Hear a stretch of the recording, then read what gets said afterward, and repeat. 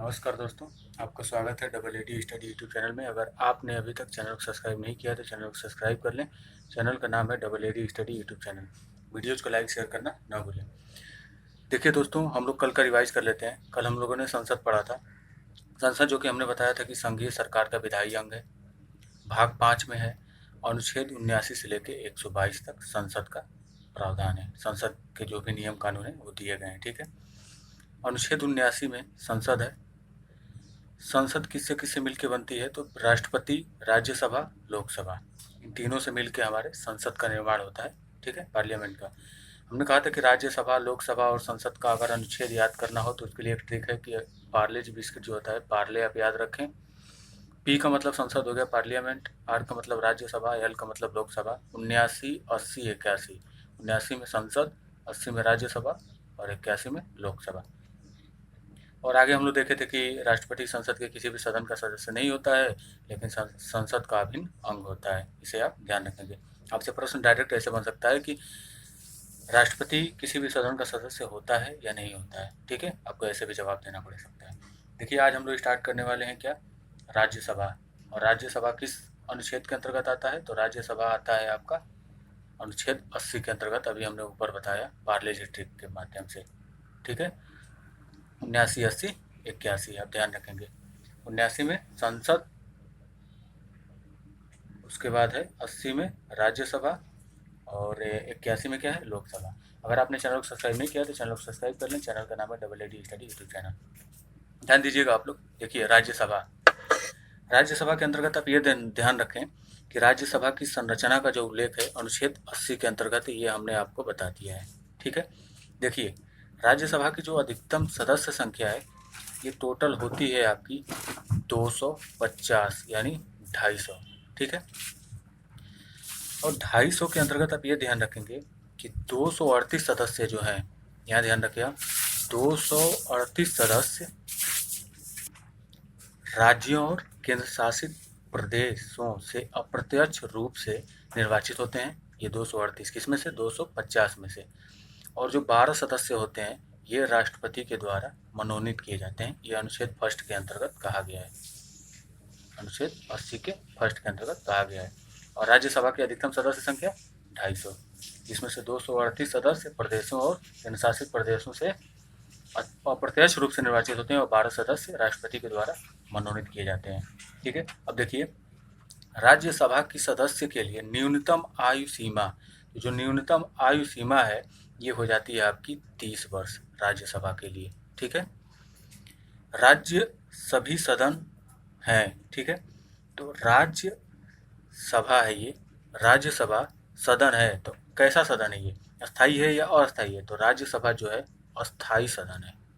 क्या है? अस्थाई सदन है, जो कभी भी भंग नहीं होता है।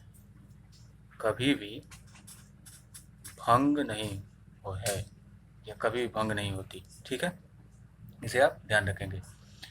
आगे देखेंगे हम लोग कि राज्यसभा के सदस्यों का कार्यकाल। जो राज्यसभा के सदस्य हैं उनका जो कार्यकाल है ये 6 वर्ष का होता है।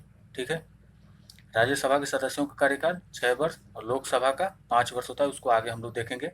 अभी हम लोग राज्यसभा देख रहे हैं। प्रत्येक 2 वर्ष के बाद, कितने वर्ष?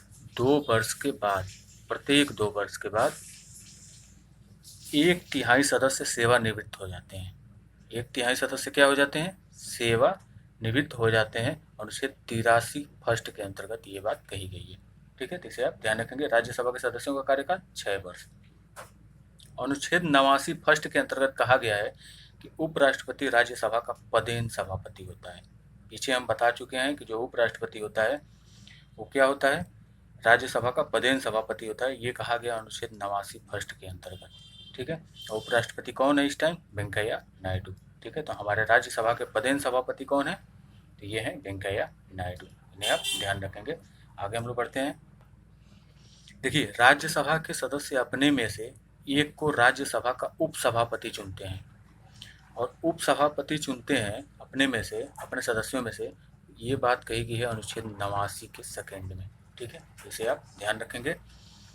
वर्तमान में राज्यसभा के उपसभापति हैं। तो जो वर्तमान में राज्यसभा के उपसभापति हैं ये हैं हरिवंश नारायण सिंह।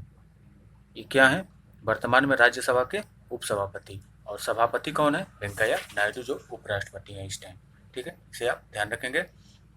देखिए, अनुच्छेद 90 में ही कहा गया है, अनुच्छेद 90 के अंतर्गत ही कहा गया है कि अगर उपसभापति के पद रिक्त होने पर या पद त्याग दिए, पद से हटाए जाने का उल्लेख है। ये कहा गया है किसमें? अनुच्छेद 90 के अंतर्गत। देखिए कौन कौन सी कंडीशन में, जैसे यदि वह राज्यसभा का सदस्य नहीं रहता है तो पद रिक्त कर देगा। राज्यसभा का अगर सदस्य नहीं है तो पद रिक्त कर देगा। दूसरी बात है कि उपसभापति सभापति को संबोधित अपने हस्ताक्षर सहित लेख द्वारा किसी भी समय पद त्याग सकता है। ठीक है, ये दूसरी बात है। तीसरी बात ध्यान रखें कि राज्यसभा द्वारा उपसभापति को पद से हटाने की सूचना 14 दिन पूर्व देते हुए तत्कालीन समस्त सदस्यों के बहुमत द्वारा इस आशय का प्रस्ताव पारित करके हटाया जा सकता है। ठीक है, तो इन बातों का आप ध्यान रखेंगे अनुच्छेद 90 के अंतर्गत। ठीक है, 3 बातें कही गई हैं। देखिए, राज्यसभा 2/3 बहुमत द्वारा अखिल भारतीय सेवा का सृजन कर सकती है। ठीक है, राज्यसभा 2/3 बहुमत द्वारा अखिल भारतीय सेवा का सृजन कर सकती है। यह किस अनुच्छेद के अंतर्गत कहा गया है? तो अनुच्छेद 312 के अंतर्गत। अनुच्छेद 312 के अंतर्गत कहा गया है कि राज्यसभा 2/3 बहुमत द्वारा अखिल भारतीय सेवाओं का सृजन कर सकती है। ठीक है, राज्यसभा का गठन, ये मोस्ट इंपॉर्टेंट है आपके लिए, इसे आप ध्यान रखेंगे। जो राज्यसभा का गठन है यह 3 अप्रैल 1952 को किया गया था। ठीक है, हुआ था राज्यसभा का गठन 3 अप्रैल 1952, ये आप ध्यान रखेंगे। और पहली बैठक 13 मई 1952 में। ठीक है, राष्ट्रपति वर्ष में कम से कम 2 बार राज्यसभा का अधिवेशन बुलाता है। तो अगर आपसे पूछे कि वर्ष में कितनी बार राष्ट्रपति राज्यसभा का अधिवेशन बुलाता है, तो कितनी बार बुलाता है? 2 बार, कम से कम 2 बार। इन अधिवेशनों में 6 माह से अधिक का अंतर नहीं होना चाहिए। ये बात आप ध्यान रखेंगे कि 6 माह से अधिक का अंतर नहीं होना चाहिए। किसमें? जो अधिवेशन बुलाता है राष्ट्रपति वर्ष में 2 बार। ठीक है, इस बात को आप ध्यान रखेंगे। और देखिए दोस्तों, अगला टॉपिक हमारा होगा लोकसभा, जो अनुच्छेद किसके अंतर्गत है? तो अनुच्छेद किसमें? 79, 80, 81। तो 81 में है लोकसभा का विवरण। तो आप इसको अगले टॉपिक में पढ़ेंगे। और अगर आपने अभी तक चैनल को सब्सक्राइब नहीं किया तो चैनल को सब्सक्राइब कर लें। चैनल का नाम है AD स्टडी यूट्यूब चैनल। तो बहुत बहुत धन्यवाद दोस्तों, जय हिंद।